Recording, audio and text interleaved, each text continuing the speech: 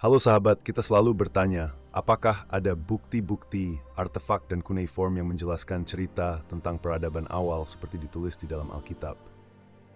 Di balik kisah air bah dalam Alkitab, ada pertanyaan besar yang mungkin belum terjawab. Siapa raja pertama yang bangkit setelah bencana besar ini? Apakah Nimrod yang disebut dalam Alkitab juga dikenal sebagai Sargon dari Akkadia, raja besar Mesopotamia? Menurut Alkitab, keturunan Nuh dari Sem menciptakan garis keturunan langsung menuju Abraham. Ini adalah garis yang dikenal dengan nama-nama besar seperti Eber, dari mana nama Ibrani berasal. Tapi di manakah peradaban ini bermula, dan siapakah pemimpin pertama yang membangun kerajaan baru di dunia ini? Nimrod, tokoh legendaris dalam Alkitab, disebut sebagai pemburu yang gagah perkasa di hadapan Tuhan. Dia adalah raja pertama yang mendirikan kerajaan di Babel, Erek, Akkad, dan Kalneh di tanah Shinar, yang kini dikenal sebagai wilayah Mesopotamia. Tapi siapakah sebenarnya Nimrod ini? Di luar Alkitab, kita menemukan Sargon dari Akkadia, seorang raja besar yang memulai dinasti Akkadia dan menguasai hampir seluruh Mesopotamia. Cerita hidup Sargon mirip dengan Nimrod. Dia adalah penguasa besar dan diyakini memulai salah satu peradaban pertama setelah air bah. Apakah Nimrod dan Sargon adalah orang yang sama?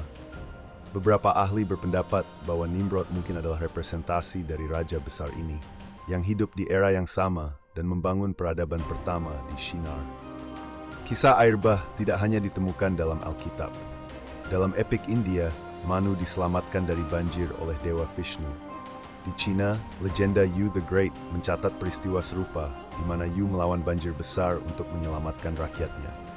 Bahkan di Amerika Selatan, suku-suku Inka memiliki legenda tentang banjir besar yang menghancurkan kehidupan di bumi. Semua ini menunjukkan adanya satu cerita universal tentang air bah yang bertahan di berbagai budaya. Di Mesopotamia terdapat epik Gilgamesh, salah satu catatan tertua tentang air bah.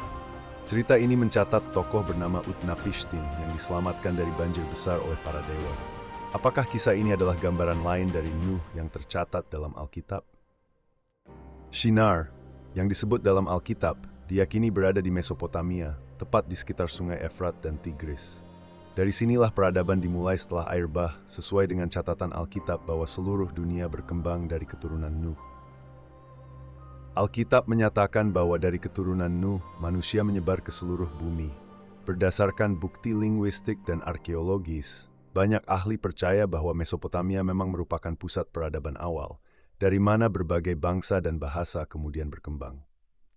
Di kota Ur, tempat Abraham lahir, ditemukan tablet-tablet dari periode Ur Ketiga, sekitar tahun antara 2047 sampai 1250 sebelum Masehi, yang mencatat nama-nama mirip seperti Abram, Laban, dan Seruk. Ini menunjukkan hubungan kuat antara kisah Alkitab dan catatan sejarah Mesopotamia. Di Mari, ditemukan tablet yang menyebut Hebrum, kelompok etnis yang mungkin terkait dengan kata Hebrew. Apakah ini bukti lain yang mendukung keberadaan kaum Ibrani di masa kuno?